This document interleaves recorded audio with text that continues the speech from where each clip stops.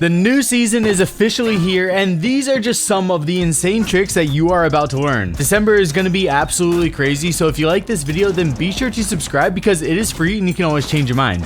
There's a new crazy border parkour you can use to attack armory, and it's going to give you some angles that players have never seen before. You can even shoot through to the corner of small office. It's pretty wild. Anyways, from the roof of border, you can look northwest to vault onto the edge of the roof. From there, run and sprint towards the vertical boards that are leaning up. Once you're on top of those, then you can just move slightly forward and then crouch spam while looking where this barbed wire overlaps for the next vault. From there, you can just vault up and then work your way around the edge and drop onto the elevated overhang below.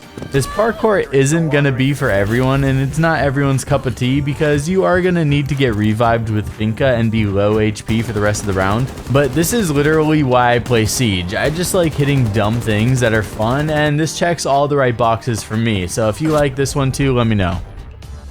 There's this cool spawn peak that I saw Jinxie use in a 1v1 on Oregon. It's really easy. You're just in the garage, you vault up on top of the blue barrel, you take out a section of the door, and you're gonna be able to see people that are running from the street spawn. For some reason, this doesn't even look that sus. I think most people are used to people spawn peeking while prone, either out of the garage door or in the armory window up above. This is kind of a random off angle. Good spawn peek, really simple, good to know about. There's a secret way to take out bandit and mute jammers that are placed on the east wall of archives. If you're playing Zoe or Ash, you can break a small section of the floor in offices, and you'll see that there's a slightly angled light below in the bathroom. This angle of the light just happens to go far enough back underneath of the wall into archives that if you crouch, scoop back, and then precisely hit it, it's going to take out any mutes or batteries on the southern side of the reinforced wall. If the bandit or mute jammer is placed towards the north side of that reinforced wall, then you can simply shoot your impact or charge at the top of that door of the shower wall, and it's going to take that one out too. There's this really simple Kapkan strat that you can start doing on doors that is going to give you a much higher chance to get kills with him. By punching out a crouch section on doors and then Kapkanning the other side, if an attacker goes to physically check for Kapkans, by the time they see the Kapkan trap, it's actually going to detonate. And I have a clip in here where it'll actually detonate before I even see it. Of course, not all attackers are gonna like take the bait and go and just crouch through any door opening that they see. But I gotta admit, I have found myself doing this when I see other people have prepped doors. I just go through it. I don't even check it. Obviously, of course, if they drone it or break the door and then physically check it, they do have a chance to see it. But everything in Siege is situational. I just thought this is a really funny strat that you can start doing. And trust me, it's gonna work sometimes. I need to catch you all up to speed with something that's called the self midair. This is something that I learned from the spot busters and a tech that I use for a lot of hiding spots that you see in hide and seek videos. And by using this, you're going to be able to get into some of the craziest places you've ever seen with the new Blackbeard. And I'm not going to gatekeep it from the Brah fam, so here we go. By going prone on a squared edge, you can tap left, right until you get the falling animation while you're prone. Once you're in the falling animation, you simply turn 90 degrees back to the edge and then crawl back onto the surface. By doing this, the game thinks that you are in the middle of a falling animation, and so when you run off of a surface, you are gonna go slightly further than if you just ran off of it regularly. Now, by using this strat, we are going to give ourselves a little bit of an extra distance, and the first place we're going to go is on purple tarps, of course. So yeah, we officially have a purple tarps trick while we're near year 10. I'm not sure if Ubisoft is going to be super proud of us for this one or cry, but yeah, we're back. You guys already know, once you guys are up here by the purple tarps, you have some of the craziest angles through the most popular site on Coastline. You can even see through the rotate that goes from hookah into billiards. And of course, you can take out anybody that's camping by the hatch that's behind that desk. You can use the self midair strat to do some other really crazy things on Coastline, like launching yourself back on top of the other OG Coastline spot outside of the penthouse. For this one, I just like to vault up on the edge once I'm already on the roof, and then I'm going to go back and forth on the roof side so that in case I do fall, you're not going to die. Once you hit that falling animation and turn 90 degrees back onto the edge, you are going to be able to just simply line yourself up and sprint off of the roof and land on top of the other roof that's outside of the penthouse window for some ridiculous angles. Also, once you're up here, you have so much space to move around. You don't need to just stay over here. You can run all the way to the other side and have angles into basically every single room that connects to the penthouse. If you do this with a 3-speed and not Blackbeard, you can also run and vault into the penthouse window, but with slower ops like Blackbeard, it's just very difficult because that vault prompt just disappears so fast, or sometimes it just doesn't show up at all. The craziest thing that you can do with self midairs on Coastline has to be this one that's on the top mid of courtyard, literally on that little rooftop above the courtyard. If you do this with somebody like an Ace or Habana, you can make some wild lines of sight into billiards and even through that rotate again that's between billiards and hookah. So yeah, you could theoretically have somebody watching the hookah billiards rotate from purple tarps and have somebody watching the hookah billiards rotate from the courtyard roof. I don't even know what people's reactions would be if somebody actually died from getting crossfired from these two areas. That'd probably be one of the most ridiculous plays that Siege has ever seen. Now, where this gets even crazier is if you do this with a Blackbeard, you can even hit a second midair once you're on top of the courtyard roof for the wildest sight take rush that's ever existed in the game. If someone sees a flying Blackbeard launch into sight through a 2-story wall, I don't even know how they would react, but I'm hoping to find out this season, alright? Now, midairs can be slightly complicated, so just in case you're having trouble with them, I'm going to show a couple things that helped me start landing them really consistently. First off, I've noticed that locking my frames to 144 seems to help land it and catch me in the falling animation before I turn 90 degrees back onto the ledge. I'm not sure why, but maybe it has something to do with like the game refreshing not as fast, so I have a little bit more time in that falling animation. Don't fully understand it, but in my head, 144 definitely seems to help. The second thing is after I prone on the edge, the rhythm that I'm hitting the back and forth isn't very fast. It's kind of a left, right, left, right, left, right, and I'm not button mashing it as fast as I can, like back, forth, back, forth, back, forth. It's not like a tweaking movement at all. It's pretty controlled and slow. If you turn back onto the edge and you notice that your operator slides quickly onto it, that means that you lost the midair and you need to redo it. When you land the midair, your character should just turn and then stop on the edge and you should be able to crawl normally back onto it. Once you get a midair by proning on a surface and going back and forth until you hit the falling animation and then turning 90 degrees back onto the edge, it's good for a one-time use only. This means that anytime you enter in the falling animation, you are gonna use that falling animation or that midair. Therefore, if you do this on a surface that's high up and you can't get down without falling, then you are gonna lose the midair. You're not gonna be able to run to a different part of the map and then use it again. Here is a very simple Azami barrier that you can start doing that's gonna really help you hold down blue stairs on bank. You can just place this basically just slightly above head level, and you're going to be able to see the feet of anybody once they walk through the metal detectors to push blue stairs. This just adds one more layer. Now, if you're stacking this with Goyo and Jaeger ADSs and all types of other stuff, this is going to make it much more frustrating than just a normal push on the blue stairs. Especially in Pro League and high levels, holding the blue stairs is one of the first lines of defense on bank, and if you can delay a bunch of time here, you are setting yourself up to take the round really, really well. And you can see here, I'm playing as the new Blackbeard, and it's still super annoying and kind of aids to push against. There's this secret interaction or ability that you can do with Blackbeard when you come across the certain surfaces on maps where it's a 90-degree angle and they are two soft walls touching in the corner. Now, if you sprint towards it on one side, if you look too far to the side and you burst through using one of your 4 charge abilities, you are only going to break one layer of the wall that's on the other side. But if you continue to sprint and then look slightly right and then charge through, you are actually going to breach both of the soft walls. You're going to be able to go through 2 walls for the price of 1, essentially. There's not like a million different places you can do this around in Siege, but there are 2 places just on this one site in Penthouse, and there are more scattered around the map, so just keep an eye out for it. It's kind of like a random little hidden interaction that you can do with Blackbeard, and if you know about it and a lot of other people don't, then it could give you a big advantage in certain situations. Up next is the simple ATM repel angle, but now it's 10 times better with Blackbeard DMR. This angle is the one that Gunner showed me a few videos back, and this angle can shoot through the rotate between CEO and janitor. The other tip that Gunner mentioned was a lot of people place Azami barriers on the couch to block the CEO windows, so a lot of people think that they're just safe to always rotate through here. But since we are going to be all the way on the leftmost ATM window, we actually have a perfect line of sight that can bypass the barrier, go through it, and have a perfect angle to hit them anyways going through the rotate. Even if they stand far back in janitor, we can shoot the back wall. 10-second Blackbeard fact that you need to know. I covered this in my new season preview event video. Blackbeard can directly counter Oryx. If you see an Oryx charging at you, you can use your dash ability on Blackbeard and completely nullify it. From there, Oryx obviously is going to be able to fire faster than the Blackbeard because the Blackbeard would have to ADS, so I don't recommend ADSing after you cancel it, but this is good to know about so they don't get knocked on your butt. There's 2 broken nades on Coastline that you can throw soon after spawning in ruins, and they are going to land in some of the most common anchor spots on the map. This first one is going to blue stairs through the drone hole.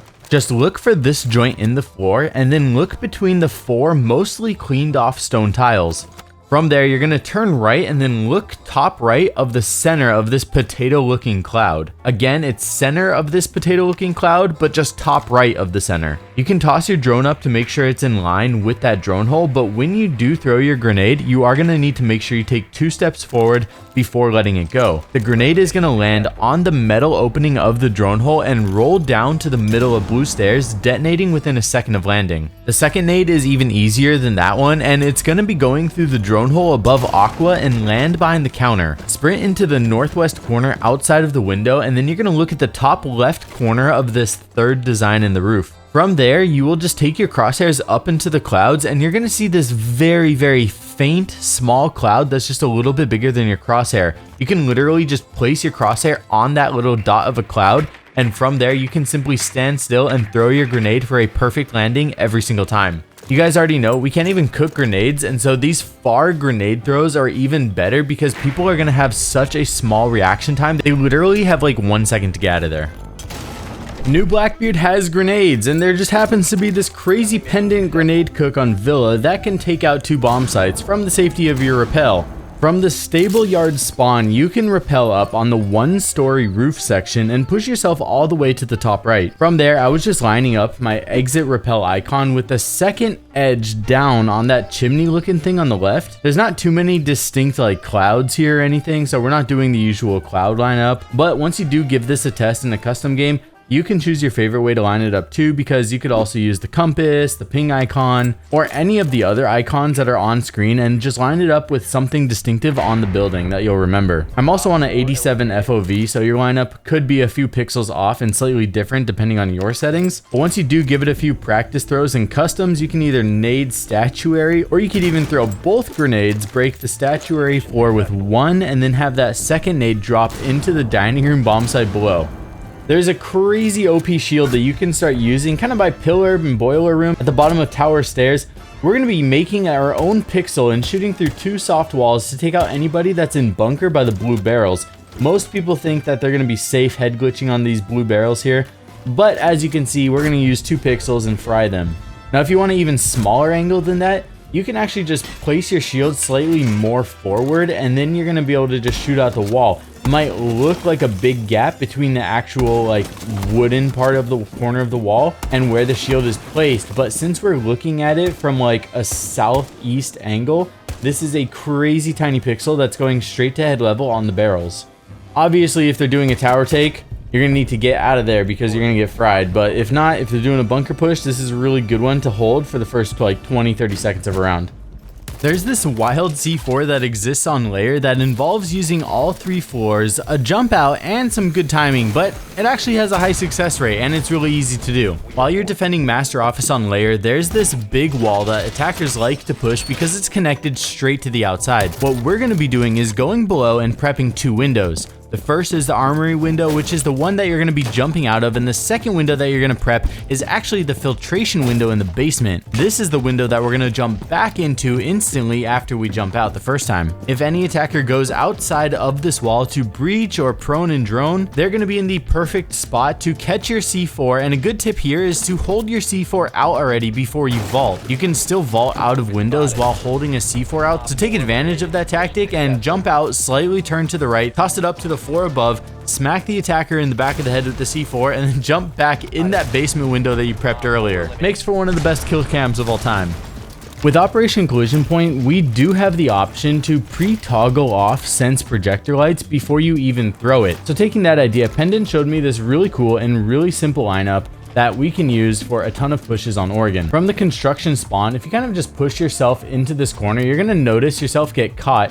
Then we're gonna look at this dot on the wall and then look at this dot on the top left of the doorway. From there, just aim down until your throw projection line is towards the ground. And when we bounce it off of here, it's gonna go perfectly from the corner all the way to the blue barrels. Nearly perfectly center in the blue barrels too. It's literally like the most textbook perfect throw you can possibly do. From there, you're gonna have a really good easy rotate going towards pillar. And when you throw this, you're 100% safe. Unless they actually come running out outside, then you could get swung, but you can do this super fast. It's a really easy lineup. And once they are placed, they are bulletproof. So even if a defender sees it, they're not going to be able to shoot them to take it out. It's not that simple. They would have to use an impact or another explosive. And I don't think too many defenders are going to want to use a C4 to pre-blow it up, especially if they don't even know what's going on or what you have planned. From the defender's point of view, whether they have a Mira or just a reinforced wall or opened it up completely, it looks pretty weird from the defender side. And I think that sense actually does have some good potential to be useful this season.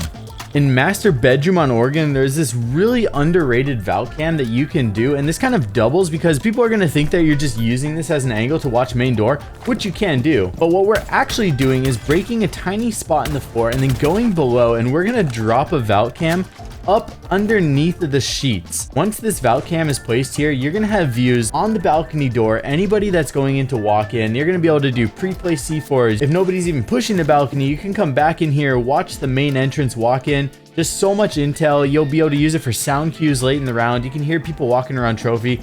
Crazy good cam, really underrated. On Oregon, there is a secret way that you can electrify this hatch if you go prone and then look northwest under the stage. Now you want to make sure you don't throw this claw too high because the edge of the claw can actually stick through and it's like a little finger sticking out of the stage. But as long as you throw it at the right height, about where you saw me throw, it's completely invisible. And unless they have an IQ scanner to figure out where this electric claw is, they're probably going to assume it's in one of the corners. And it's going to be very hard to hit with the EMP impact. When thrown correctly, even if the tip sticks out tiny bit, you can barely see it and it's still invincible somehow. You actually have to go prone to shoot it to take it out.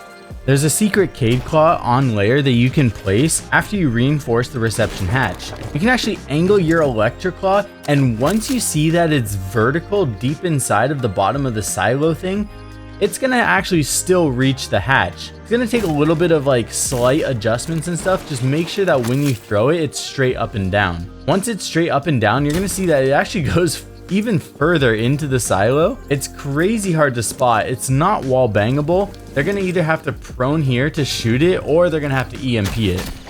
There are certain corners that exist in Siege where you can place an idle Scopo shell and they are invincible to bullets. In the shower on Clubhouse is one, and here on ATMs is another. Now on top of that, there's also a way to place this specific ATM Scopo shell so that when you switch back, it's completely silent to attackers and they'll have no clue that you're right behind them. By going back as much as you can in the corner while you face southwest, you can place a slanted idle Scopo shell down. And because it's so far back, when you switch to use it, your shell that you're taking over is actually going to do a 180 and turn around. I guess since they're not like smacking the shield or something, it just makes it silent when it switches. This is already like a pretty solid Scopo shield. I guess it's not as good now since Blackbeard can just simply charge it and you're not going to have to like waste as much utility. Like you're not going to be able to get rid of like an Ash Breach charge or anything like that. But it's still a decent spot. Anyways, I'm going to turn the volume way up here so you can check it out for yourself. Here's a really simple trick that you can hit with Goyo when you are defending archives. So we all know the tragedy of the computer being moved to try to get people to stop going up here on the shelf in archives. And we learned quite a while ago that you can simply just sprint from the computer to get back onto the shelf and then vault up. But did you know you can actually place Goyo canisters down while facing slightly north? And when a defender shoots these, this fire is going to spill over onto the other side and cover almost half of the room. It's pretty wild here. If you get any indicator that like a Monty is going for a default plant in archives, you can hit this and the fire goes so incredibly far. You're gonna have to stand all the way in the corner if you want to actually be safe from this fire. Overall, this is just a really simple go-to trick if you are like really just tired of all the parkour shenanigans that we've been doing lately, and if you are a correct player, a quote-unquote correct player, and you want to play sight with Goyo, This is a really nasty trick that you should be on the lookout for. There's this really cool C4 that you can throw all the way from the safety of server room, and it's gonna fly out of the armory window and take out anyone that's playing the vent window. I'm assuming a lot of Blackbeards could be out here this season, so it's kind of perfect timing with this trick. Anyways, just break a small section of the floor that's above that group of small vertical pipes on the wall, and then you're gonna angle yourself so that the C4 just clears the left side of the window, and that throw projection and angle is gonna head straight towards attackers that are playing outside of that vent window. It all happens really fast, and actually if attackers repel up this window to clear armory to do like a top-down take, you could even use this C4 to take out people that are repelling on this window. It reminds me of a very similar C4 we see in a lot of Pro League games on Cafe, but we've already covered that one, so I'm not going to cover it in this one. There's a few really strong places to place a Fenrir gadget for any attackers that are playing on terrace that might consider pushing warehouse balcony. Now if you place one too west, they're still going to be able to take the gunfight and push you, but as you start placing them closer to the terrace, it gets more and more annoying. My favorite is the one that's on the west side of the light. It's kind of a good middle ground, and a lot of times you can leave this door barricaded, and then once you get the notification that an FNAT has gone off, you can just pre-fire this door, figure out where they're at. You're gonna have a huge advantage on them. Cool Deimos fact that you should know about going into the new season is that you can actually just ping a gadget even if you have no idea who the operator is, and you'll be able to instantly Deimos track them. The second part to this is that you can actually start a Deimos track and then cancel a Deimos track so that you see the ping on the defender, but the defender doesn't see a ping on you, or it only shows up for like a couple milliseconds. This is a good strat, and I know Spoit does this a lot in his like 1v1, so it's a cool thing to keep in mind. In the R6 room on layer, there's this spot in the floor that you can break, and there just happens to be the perfect overlap in walls from below to place a Kiba barrier on it for it to expand up and create your own wall smack in the middle of the room, which you can use to defend both the north entrance and the south entrance. There's only 3 entrances to this room, and the third entrance is the other bomb site, so this is covering the other 2 main exposed areas of the room, so it's pretty cool. You can place a second or third Kiba barrier on this if you want to expand it anywhere that you want to have angles for, and this is one of the easiest floor Kibas to create in Siege right now, so take advantage of it. Honestly, I don't really like doing drone spots, but since we have the new drone jump projection, I wanted to show you a couple spots. This first one on border was originally kind of difficult to do, but now that we have the jump projection, it is much easier. The second one is really easy on skyscraper, but overall good spot too. Anyways, I'm basically just parkouring my way all the way up into the southeast corner, and I'm gonna camp my drone on top of this light that's overlooking workshop. Originally, that yellow sign was really annoying to land on, but since we can see exactly where the drones are going, you can get it precise every single time now. You're going to be able to see nearly the entirety of it, and it's going to be hidden behind the lights. I guess that's what this is, but yeah, you're literally just hiding behind it on top of the little robot eyes. The second drone spot is on skyscraper. You don't necessarily need the jump projection for this one. You're going to just scoot forward pretty much all the way forward to the edge of this drone hole, which a lot of people don't realize exists because nobody has a reason to go up on top of this roof part anymore. But basically, if you jump your drone, you're going to bounce off of the front, drop down, and then continue forward and land on top of this ledge inside of Dragon. From there, you can drive around quite a lot above Dragon. I usually just leave my drone right here, and it's a good spot that goes overlooked a lot of times. Honestly, I don't really like doing drone spots in videos because I feel like they're just really boring, but since we have the new drone jump projection, I thought these were cool to share on this one. I hope you didn't click off of the video from these 2 drones. Did you know that Flores drones can jump up melee holes to reach places that essentially you're not supposed to be able to go with Flores? Basically, any soft surface of a floor, as long as it's next to a soft wall, you will be able to jump and parkour a Flores drone all the way up. Now, one thing that a lot of people don't realize here though is that you can actually do this same thing by just shooting one layer of wall out. You actually don't need to expose yourself and run up and punch soft wall. This example here on Cafe is kind of perfect because you're doing all of this from the safety outside of the window. By just shooting the wall at an angle and chipping out one section of it, you're creating a double jump that can go all the way up to the hatch above. It's pretty cool. You can do this in a ton of different places, not just exclusive here. Literally any soft wall you can do this and essentially jump up to the ceiling with. Anyways, if you're still watching this video, thank you so much. If you liked this video and want to see more, be sure to subscribe because it is free and you can always change your mind. And this December, we have some of the craziest videos that I've ever done on the channel planned. If you have a trick that you want to submit for a chance to be in the next tricks video, head on over to my Discord server. It's linked down below. I love you all. See you all very soon in the next video. Peace.